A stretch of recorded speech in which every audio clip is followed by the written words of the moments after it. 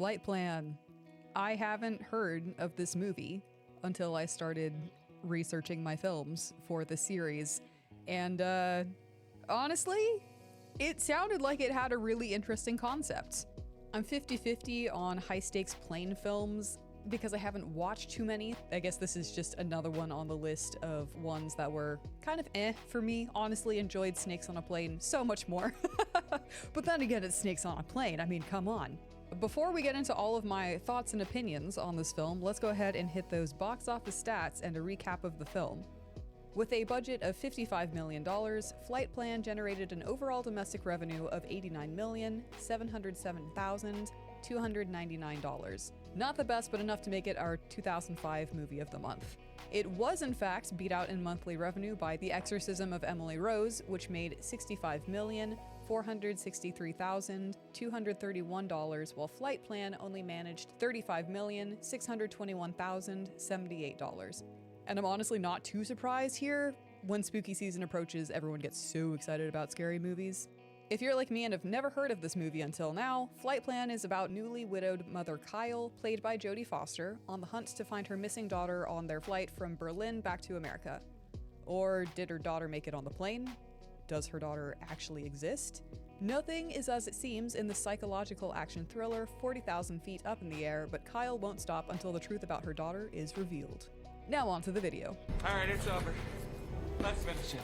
This movie made me very curious after reading the back cover. Again, psychological thriller. How do you lose your daughter on a plane? I mean, it's a plane up in the air, but they executed the beginning relatively okay. I mean, the first 5 minutes of the film, you were just staring at Jodie Foster staring like a deer in the headlights into the camera, and you're like, you good? You good, fam? But we have to have the flashback or the opening scene to show that, yeah, her husband died after quote-unquote falling off of a rooftop. Is that real? Is it not? I don't know. We shall see. And then we get right into the off vibes, off feelings, because we have two guys in, I guess, an apartment, a hotel, I don't know, across the plaza from where she's staying with her daughter. And they're just like staring into her daughter's room, just very creepily. And she's like, what are they doing? Why are they staring at us? But at the same time, it's nighttime and all of your windows are open. And then she proceeds to close the blinds to the one bedroom that they're in and then walk through the house where all of the other 8 windows that they can peer into are just open. And it's like, okay, whatever, sure. If you feel safe after closing one set of curtains, good for you. We have a creepy look from the cab driver the next morning as they're going from their apartment, hotel, whatever, to the airport, and then everyone in the plane kind of giving each other these, we know something's going on, these sketchy looks. And it's like, okay, we're either all in on something or we're just, Jodie Foster's character, Kyle, is supposed to be just feeling very on edge. I don't really know. It would make sense why she would be feeling on edge. Again, her husband has just passed, so I don't know, I'm not gonna think too much on it. Which, by the way, we only heard Kyle's name, like Jodie Foster's character's name, once in the film, and I was just like, I can't remember who you are. Originally, the character was supposed to be played by Sean Penn, but that didn't end up happening, and they clearly liked the name enough to keep it, so the daughter, I don't know. The daughter, I was kind of mixed feelings about, because there's the scene in the beginning where she's too afraid to go outside, so Jodie Foster's character is like, I can tuck you inside my jacket and carry you out to the car so nobody can see you. And yet she has no problem just walking away without a word in the middle of an airport. No problems at all. Like, Jodie Foster is literally just freaking out in the middle of an airport, like, where is she? And then she finds her, like, looking for snacks, and she's like, I was just hungry. And Jodie Foster's like, that's not good enough. And I'm like, yeah, I kind of agree. Tell your mom you're hungry. She'll go buy you a snacky, you know, like, come on. So that didn't match up too well. And then, of course, we get into the whole, pretty quickly after they get on the plane, is her daughter actually real? And for a hot minute, I actually believed that the daughter wasn't real. Spoiler alert, the daughter's real. But it was one of those things where you don't realize how much you overlook in your day-to-day. So whenever someone asks you, like, hey, did you notice XYZ? And you realize you can't come across like a concrete answer. Like, she's asking people, have you seen this little girl? And they're like, I don't remember you coming in with a little girl. Because the daughter, Julia, she is pretty quiet and does keep to herself, and they were like the first ones on the plane, so like the daughter is very easily overlooked, especially when you have the row in front of them was a whole bunch of like horrible children and parents. They were just like atrocious. The kind of people that you wish would just shush on the plane to make it a little bit more pleasant. And so yeah, for a moment I was like, is she actually making up the daughter? Like, did the daughter maybe die as well? Because at that point you don't know what happened to the husband, you just know that the husband had died. So does she believe that she came in with her daughter and she's coping, or what is it? And then we got to a point in the film where I actually really was hoping that she was a little bit delulu or schizophrenic or something, hoping that she did make up her daughter's presence, because we get to a part in it where there are people speaking Arabic and she just makes a beeline for them and starts accusing them of kidnapping her daughter. And it gets to the point where she is accusing them so much, like she is just causing a commotion on the plane, period. Like, honestly, the entire movie, she is at a level of hysteria that was just very hard for me to work with. Again, I understood where she was coming from because her husband had died less than a week earlier, and then she's missing her daughter. And yes, they're on a plane, but to have just lost your husband, to have been missing your daughter that you're fairly certain that you brought on the plane, to have people say, I don't know if she was brought on the plane, I think you might be a little bit crazy, lady. I can understand why she was operating at that level of hysteria the entire film.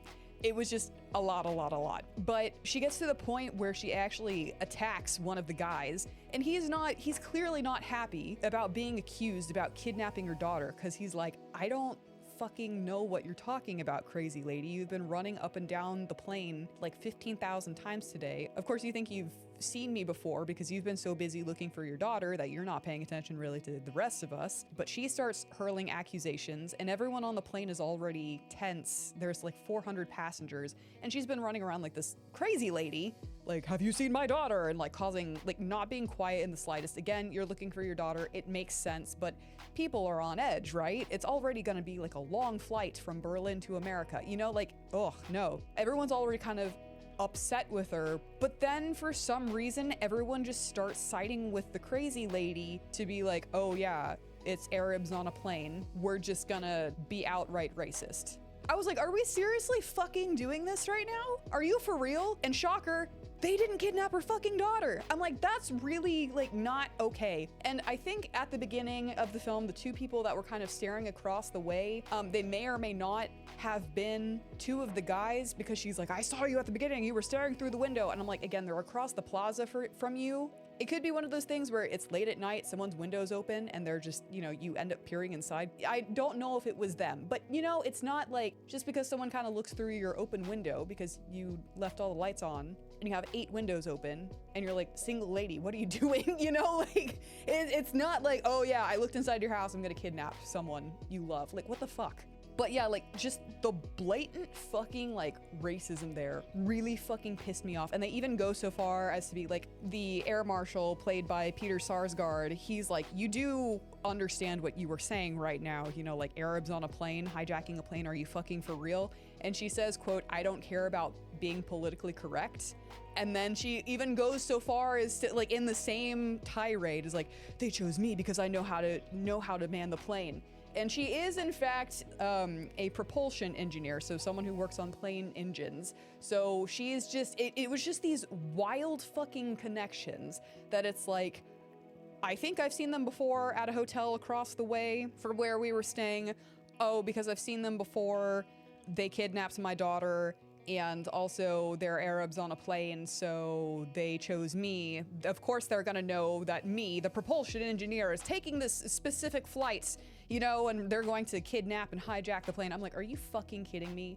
Are you fucking kidding me? I was kind of okay with the film until we hit there, and I lost just all respect. I had really hoped that she was Delulu. that way it was like, I don't want to say that she was the villain, but it was like, yeah, it's you. You're creating this problem. Because you are creating problems. It just really rubbed me the wrong way, and I couldn't get back on the, okay, this is a decent B- movie. I'm surprised I didn't find as much backlash on that, but I did find that there were actually a couple of countries where the flight hostess unions protested this film because it gave a bad image of their profession. Honestly, everyone on this plane seemed to be in the foulest of moods beyond the I have to be on an international flight level.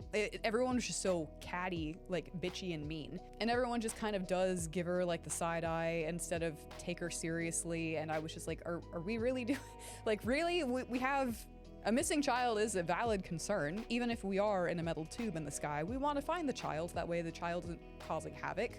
Or we have stressed parents making other people's flights not too well. It was just like, what are we doing here? What are we doing here?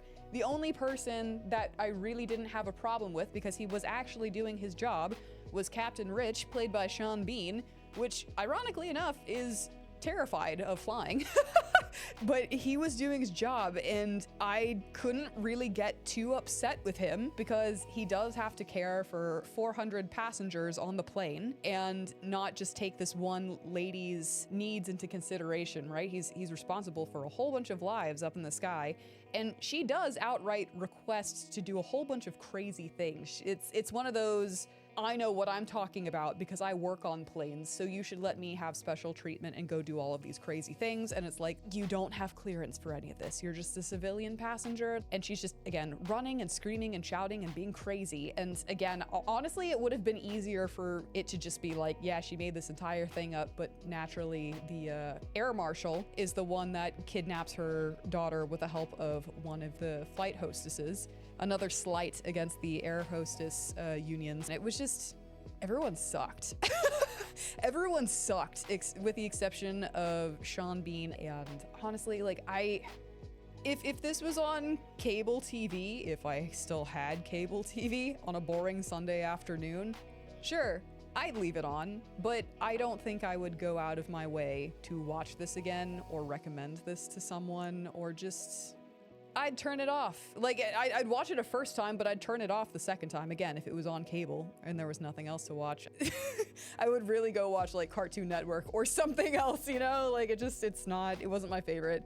And really, I think it was just the racist backhands that really killed it for me. It was fine, they went there, and I was like, I'm out. I'm really out. That's just so freaking disrespectful. Unreal. Unreal that they even went there. If you've seen this one, let me know your thoughts. Did you like this one at all? Do you have any recommendations for better plane thriller movies? Because I wouldn't mind watching a different plane thriller movie, but until then, I will see you guys next time in 2015.